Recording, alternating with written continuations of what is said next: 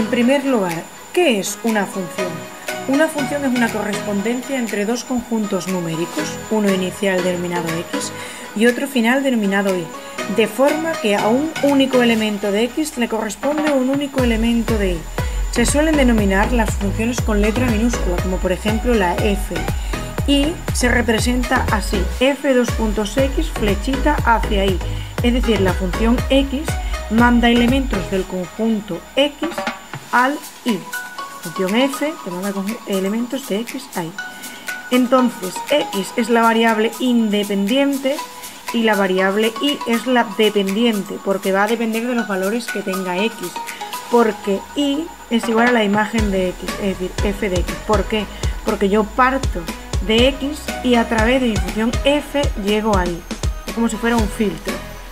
¿Cómo puedo encontrarme una función? Hay 4 formas de encontrármela. La primera, con un diagrama de Venn, que vemos que tiene, por ejemplo, en este caso 4 números, el 1, el 3, el 25 y el 8, y de cada número sale una única flechita lila que va al conjunto y, que está en amarillo, que posee también 4 elementos. Por eso vemos que el cardinal, es decir, el número de elementos es el mismo, que es 0, menos 2, menos 3 y 18.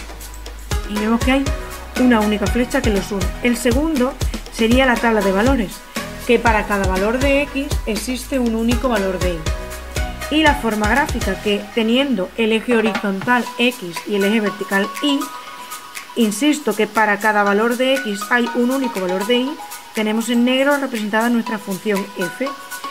La última forma de encontrármela sería la expresión analítica, que es como si fuera una fórmula, en la que y es igual a una expresión algebraica en la que aparece x, o bien f de x es igual a una expresión que depende de x. ¿Por qué f de x es igual a y? ¿Cuáles no serían funciones?